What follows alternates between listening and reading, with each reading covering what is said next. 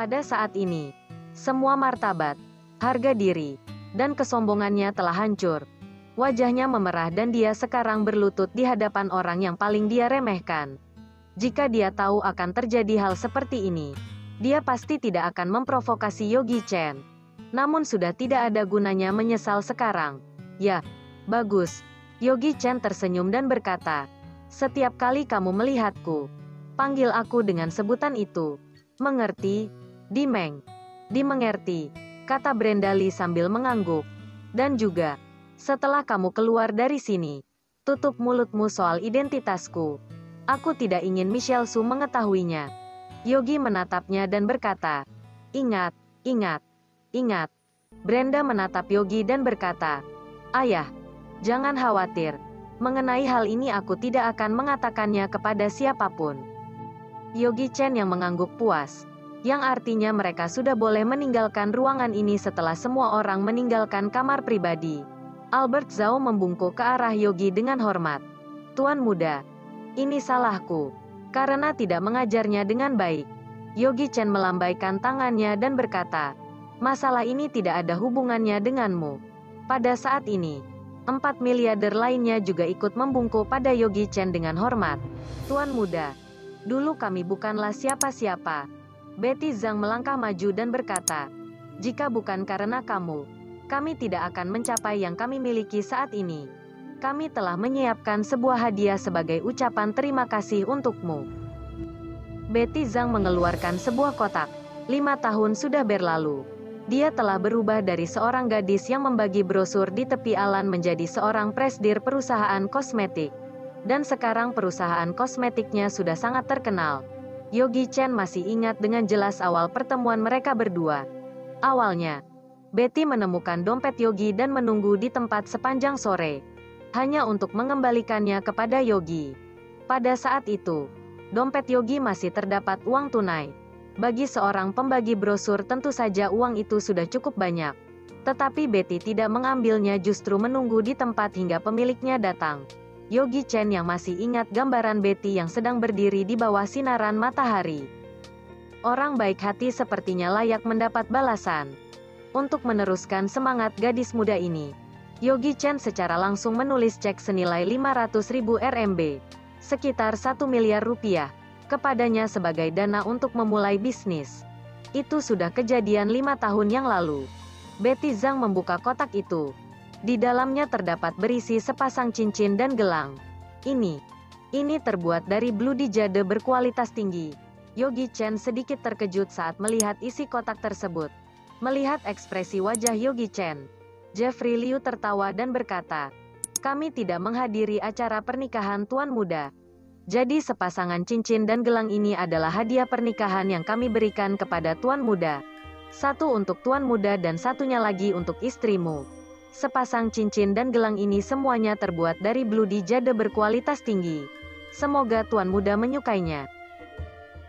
Setelah Jeffrey Liu selesai berbicara, Alpinsi mengeluarkan sebuah kotak lagi, melangkah maju dan berkata, "Tuan muda, 3 hari kemudian adalah hari ulang tahunmu. Ini adalah hadiah ulang tahun yang kami siapkan untukmu." Yogi Chen membuka kotak itu. Di dalamnya terdapat sebuah gulungan. Gulungan tersebut benar-benar mengejutkan Yogi Chen. Lukisan dari Tang Bohu, pelukis terkenal China kuno, Spring Mountain Companion. Bukankah lukisan ini ada di museum? Bagaimana bisa ada di sini? Mereka tahu bahwa tuan muda sangat menyukai lukisan dari Tang Bohu. Ini adalah hadiah ulang tahun yang kami persiapkan untukmu. Jeffrey Liu terlihat jujur dan tersenyum. Mengenai lukisan Tang Bohu, pasti terdengar tidak asing bagi orang-orang. Tetapi bukankah lukisan Spring Mountain Companion terdengar asing? Nama lain lukisan ini, yaitu Spring Tree Autumn. Yogi Chen memandang mereka dengan seksama dan berkata, "Aku sangat menyukai lukisan ini." Akhir-akhir ini dia sibuk dengan pekerjaannya sehingga dia lupa hari ulang tahunnya. Kebetulan, ulang tahun nenek keluarga Su juga adalah 3 hari kemudian.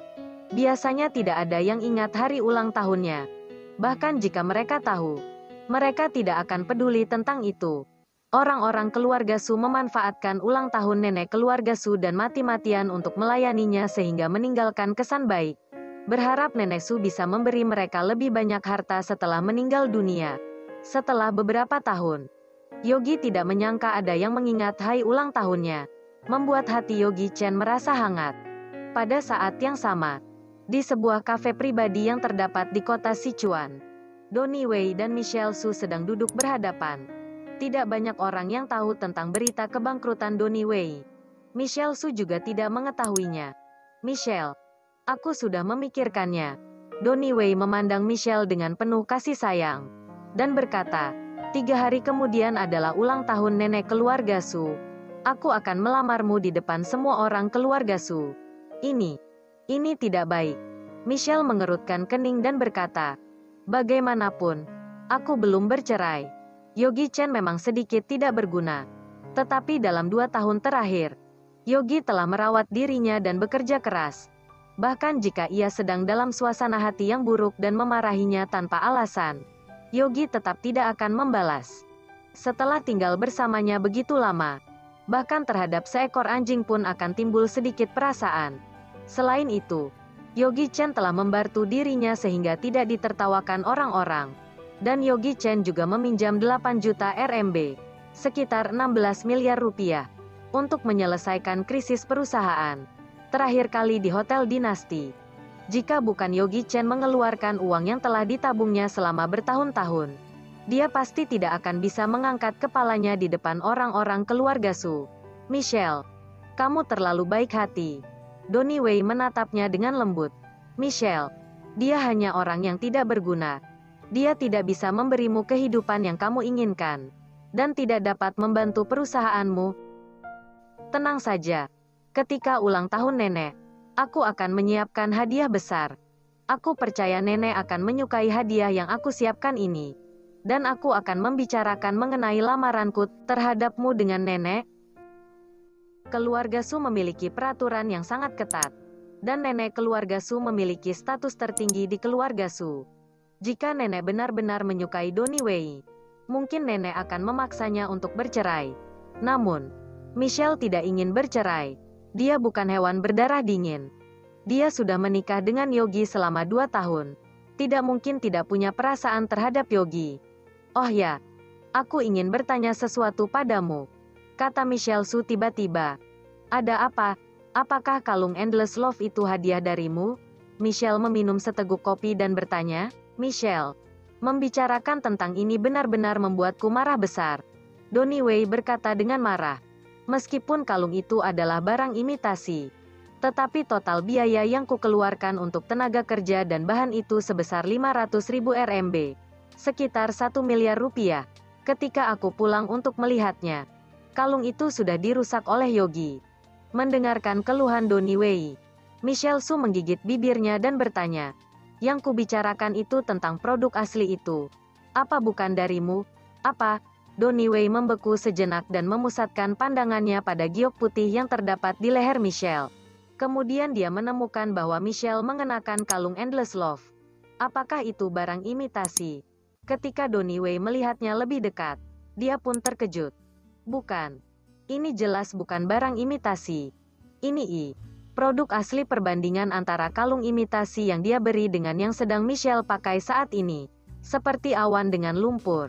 Michelle yang sedang memakai kalung Endless Love sekarang benar-benar cantik.